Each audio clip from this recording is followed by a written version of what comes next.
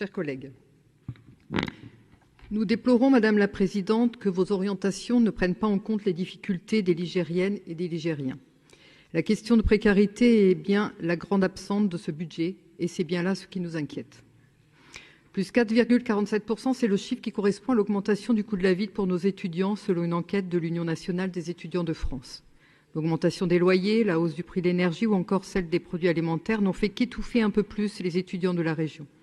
À ce jour, c'est un étudiant sur deux qui vit sous le seuil de pauvreté.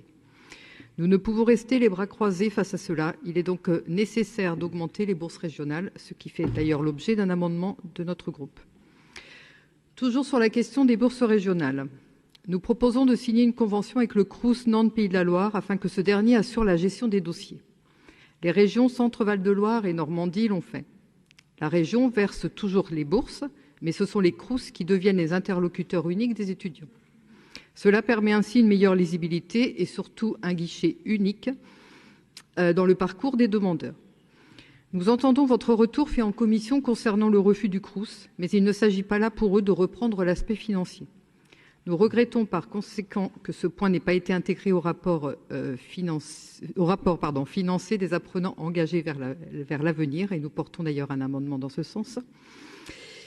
Nous regrettons également, à nouveau, l'absence de la tarification solidaire dans les cantines de nos établissements.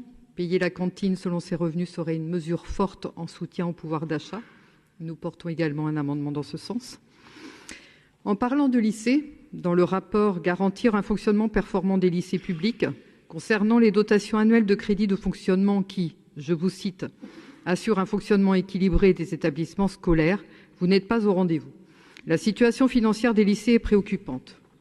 Vous objecterez des dotations exceptionnelles accordées aux établissements qui en font la demande, mais votre gestion des dotations et des sommes allouées ne permet pas aux établissements de se projeter, mais seulement de naviguer à vue, de réduire, voire d'annuler des projets et autres actions envisagées pour les apprenants. Il n'y a aucune anticipation possible des difficultés à venir. Pour éviter également d'être traitée à nouveau de menteuse comme j'ai pu l'être lors de la dernière session, je tiens à votre disposition le compte-rendu du conseil d'administration qui m'avait amené à vous alerter et qui confirmait ce que je pouvais entendre ici ou là, dans d'autres CA d'ailleurs.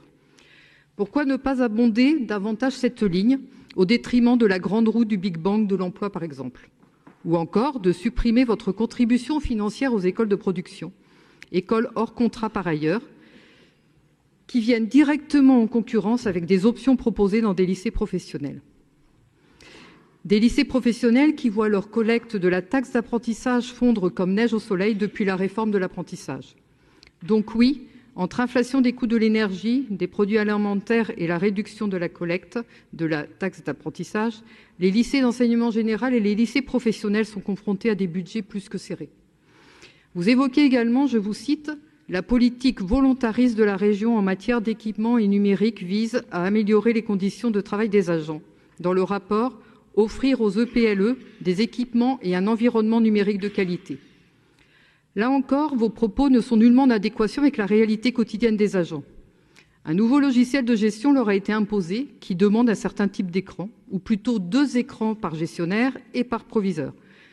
Logiciel qui demande également d'avoir un ordinateur récent. Et qu'apprenons-nous que vous ne fournissez plus ce matériel aux établissements? Ils doivent alors puiser dans leurs fonds propres qui sont plus que restreints. Par conséquent, il serait bon de constater une cohérence entre vos propos et la réalité de vos actions. Là aussi, je peux vous fournir le document qui évoque ce point, évitant ainsi de voir mes propos remis en question, pour ne pas répéter mon propos de tout à l'heure. Chers collègues, soyons à la hauteur des jours à venir. Investissons réellement dans les établissements. Garantissons aux agents de bonnes conditions de travail, garantissons de bonnes conditions d'études, soyons à l'écoute des inquiétudes remontées. Investir pour nos jeunes, c'est investir dans l'avenir. Merci Madame la Présidente.